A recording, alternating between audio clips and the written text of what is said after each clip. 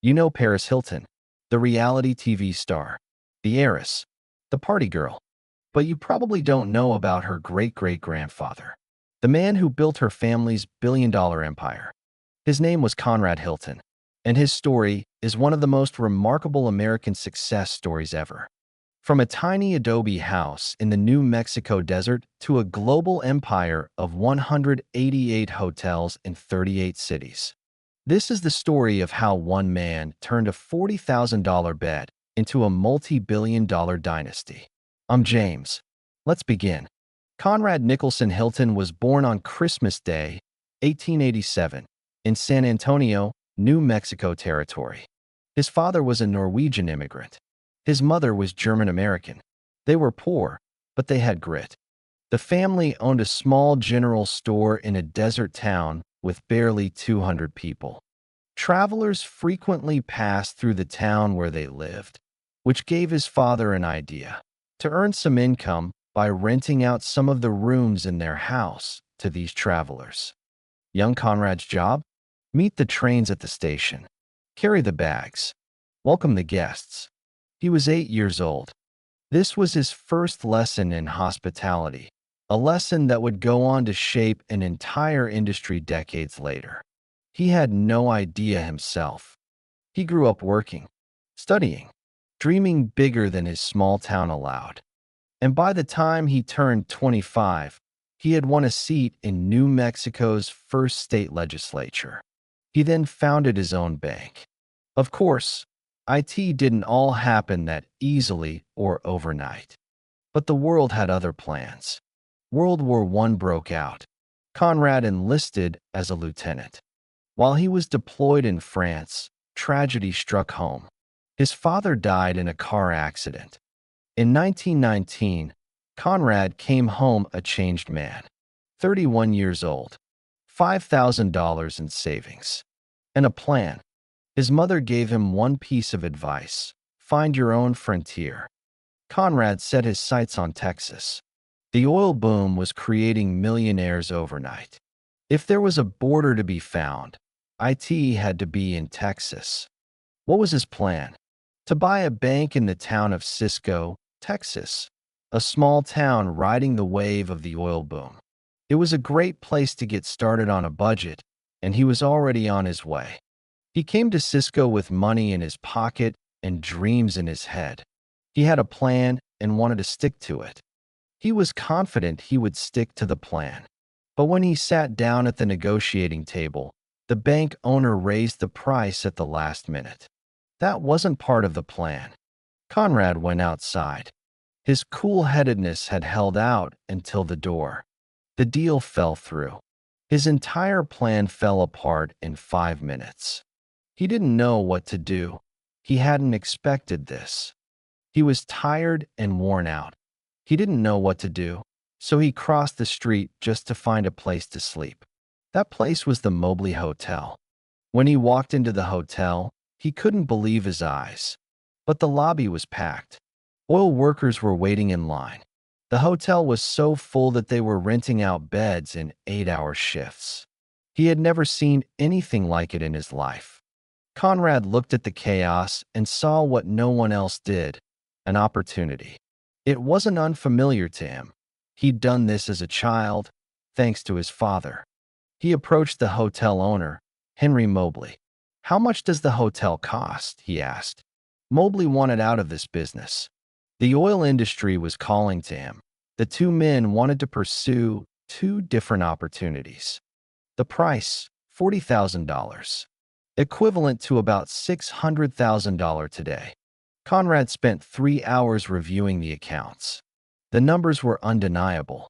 It was a veritable gold mine. He couldn't understand why Mobley wanted to sell it. He called his friends. He raised $20,000. The rest, he borrowed from a Cisco bank. Conrad sent his mother a telegram. Frontier found. Water deep down here. Launched first ship in Cisco. The telegrapher stopped him. "Sir, there's never been a boat in Cisco. There ain't even any water."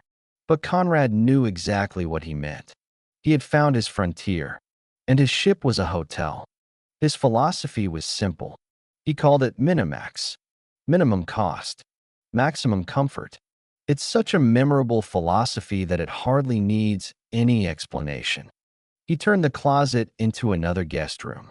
He cut the front desk in half to add seating. Every inch made money. Within a few months, the Mobley Hotel had begun turning a profit far greater than anyone could have imagined. Conrad was now a hotel owner.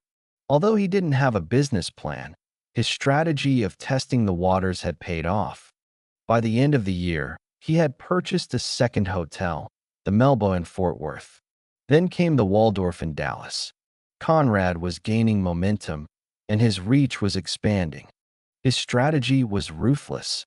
He sought out hotels in financial trouble. He bought them up cheaply. He applied the Minimax method to perfection. He repeated the process and kept at it. By 1923, he owned 5 hotels across Texas. He was 35 years old at the time. It was a major achievement for a young man, but Conrad had no intention of stopping there. Conrad had bigger dreams. He didn't want to own a hotel. He wanted to build hotels. The existing ones didn't match the hotel he had in mind. When the calendar turned to 1925, he opened the first hotel bearing his name, the Dallas Hilton. A dream come true. He designed it himself. No guest rooms on the west wall, to avoid the brutal Texas sun before air conditioning existed. 2 years later, he opened the Waco Hilton. It had cold running water and air conditioning in the lobby. These weren't just hotels. They were experiences.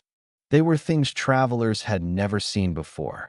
The Hilton Hotel experience made everyone want to come and stay. By 1929, Hilton owned 8 hotels. Revenue was growing every year. He was 41 and on top of the world. Then October 1929 came. The stock market crashed. The Great Depression had arrived. The travel industry has collapsed. Business has come to a standstill. The hotels Conrad built suddenly emptied out.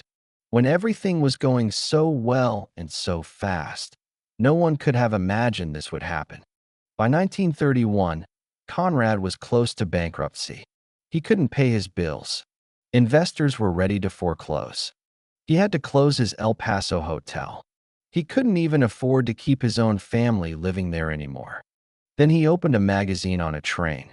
Inside was a story about the new Waldorf-Astoria in New York. 2,000 rooms. The greatest hotel in America. Conrad clipped the article. He stuck it in his pocket. That clipping became his obsession, his North Star, the dream he refused to let die. He survived the Depression by merging his struggling hotels with the Moody family's chain. They formed the National Hotel Company. Conrad was the manager and 1/3 owner. He had survived, but the dream was still there. Waldorf-Astoria, the greatest hotel of them all. By 1942, he had rebuilt. He launched Hilton Hotels Corporation. The empire was officially born. Then came 1949, the year that changed everything. Conrad bought the Waldorf-Astoria, the hotel he had dreamed about for 18 years. He called it the greatest of them all, and now it was his. From there, expansion exploded. He bought hotels in California, Chicago, then internationally. In 1954, he bought the Statler Hotel chain for $111 million, the biggest real estate deal in history at the time. He pioneered ideas the entire industry would adopt: the first central reservation system, the first 24-hour room service. He standardized the hotel star rating system, combined hotels with restaurants and casinos. In 1955, he opened the Hilton Istanbul, the first modern hotel built in post-World War II Europe. By the 1960s, Hilton hotels stretched across 50 countries. The brand was synonymous with luxury travel. At his peak, Conrad owned 188 hotels in 38 American cities, plus 50+ international properties. By the time of his death in 1979, Conrad's personal fortune was around $1 billion. Adjusted for inflation, That's about $3.5 billion in today's money. But here's what's incredible. He gave away 97% of it. He founded the Conrad Hilton Foundation in 1944 to help disadvantaged people around the world. Today, that foundation has given away over $3.6 billion in grants, helping people he never met. His son Barron contested the will. They eventually settled. The family stayed wealthy. Today, his great-granddaughters are Paris and Nikki Hilton. The family name is still everywhere. Hilton Worldwide is now a publicly traded company. It operates over 7,500 hotels in 125-plus countries. Conrad Hilton's lessons remain timeless. Start where you are. See opportunity where others see chaos. Dream bigger. That's the story of Conrad Hilton, the boy from the desert who built a global empire. I'm James. Thanks for watching Unknown Fortunes. See you next time.